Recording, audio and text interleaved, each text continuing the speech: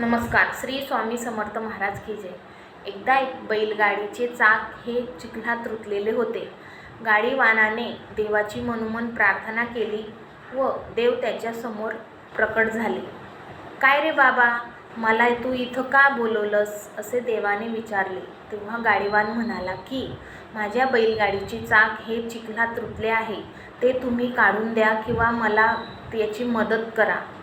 तेव्हा देव म्हणाले की छे, मी अशी कोणाला मदत करत नाही आणि करणारही नाही. माणसाने थोडा जरी प्रयत्न करायलाच हवा. जो प्रयत्न करीत नाही त्याला मी मदत करीतच नाही आणि करणारसुद्धा नाही.